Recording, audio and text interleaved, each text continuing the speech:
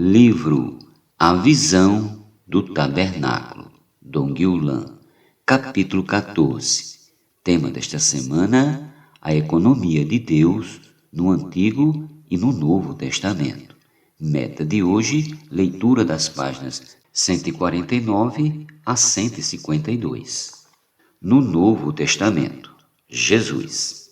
Sem dúvida alguma, o Senhor Jesus foi nesta terra o homem com mais clareza sobre a vontade e o propósito eternos de Deus. O Novo Testamento, especialmente o Evangelho de Mateus, registra o ensinamento de Jesus Cristo em relação ao reino dos céus. Os capítulos 5 a 7 desse Evangelho, conhecidos popularmente como o Sermão da Montanha, são, na verdade, a revelação da constituição do reino dos céus. Nesses capítulos, Jesus apresenta o padrão de vida do povo do reino, os cristãos. Esse padrão é, porém, elevado demais e impossível a qualquer homem cumpri-lo. Como podemos então viver como cidadãos do reino dos céus? Vivendo pela vida de Cristo que está em nós. 1 João 5,12 e Gálatas 2,20. Esta é a mais completa e governante visão celestial. Viver pela vida divina, a fim de termos hoje a realidade do reino dos céus na Igreja. Após sua ressurreição e antes de ascender aos céus, Cristo permaneceu com seus discípulos por 40 dias, falando-lhes acerca do reino de Deus. Atos 1,3. E se indica quão central era o reino do ministério de Jesus e quão importante é que tenhamos sobre ele uma clara visão. Pedro e João. Em seus últimos escritos, Pedro e João revelam ser homens cheios de visão. Pedro ressalta muito claramente que a edificação da igreja se processa por meio de pedras vivas, não somente por doutrinas e regulamentos, enquanto João destaca a centralidade da vida divina para o cumprimento do propósito de Deus. Barnabé e Paulo. Após sua conversão, Paulo foi a Jerusalém tentando juntar-se aos discípulos, porém estes tinham medo dele. Então Barnabé, tomando-o consigo, levou-o aos apóstolos a fim de apresentá-lo. Atos capítulo 9, versículos do 26 ao 27. Logo a seguir, Paulo voltou a Tarso, permanecendo ali. Por esse tempo, Barnabé foi enviado a Antioquia, cidade gentia, porque muitos ali haviam se convertido ao Senhor. Atos capítulo 11, versículos do 21 ao 22. Lembrou-se então de que Paulo estava em Tarso e foi buscá-lo. Versículos do 25 ao 26, trazendo-o consigo para Antioquia. Quando precisou ir a Jerusalém para levar os donativos para a igreja naquela cidade, levou Paulo consigo. Desse modo, por meio de Barnabé, Paulo foi trazido para o serviço às igrejas. Ao retornar em Antioquia, foram separados para a obra sob a direção do Espírito Santo. Atos 13:2. Depois disso, passaram por Chipre, Antioquia da Psídia e demais regiões da Galácia. Por esse tempo, o Senhor começou a manifestar a função de Paulo.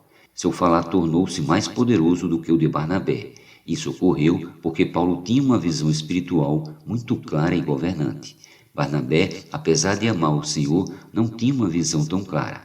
Ao regressar em Antioquia ao término de sua primeira viagem, eles tiveram uma forte contenda por causa de Marcos. Esse desejava partir com eles em sua segunda jornada e Barnabé consentia nisso, pois era seu primo. Atos capítulo 15, versículos do 36 ao 41 e Colossenses 4:10. Paulo, porém, não considerava conveniente levá-los, pois Marcos tinha deixado de acompanhá-los no meio da viagem anterior. A partir desse momento, Barnabé e Paulo separaram-se e já não trabalhavam juntos. É curioso observar que inicialmente a Bíblia menciona Barnabé e Paulo, mas ao longo do registro do livro de Atos passa a mencionar Paulo e Barnabé. Isso indica claramente que Paulo estava sendo confirmado por Deus no ministério apostólico e Barnabé precisava compreender isso e submeter-se à orientação de Paulo. Felizmente, nesse interim, Barnabé insistiu em sua própria opinião e o resultado foi que a Bíblia, depois disso, já não mencionava seu nome. Sem dúvida, Barnabé era um irmão excelente, no entanto, ele não vivia controlado pela visão celestial. Apolo. Apolo é outro exemplo de um irmão que amava o Senhor. Todavia, não tinha clareza sobre a economia de Deus no Novo Testamento. Quando esteve em Corinto, em Atos 19:1, Apolo deve ter ensinado a igreja de maneira inadequada, pois o resultado foi o surgimento de partidarismo entre os irmãos. 1 Coríntios 1:12. Paulo insistiu com Apolo para que fosse a Corinto novamente. Dessa vez, porém, junto com outros irmãos, a fim de trazê-lo de volta à unidade e à visão.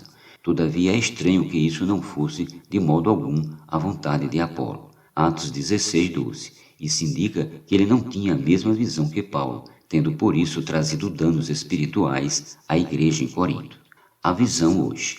A necessidade de uma visão clara e governante da economia de Deus no Novo Testamento não está limitada aos apóstolos.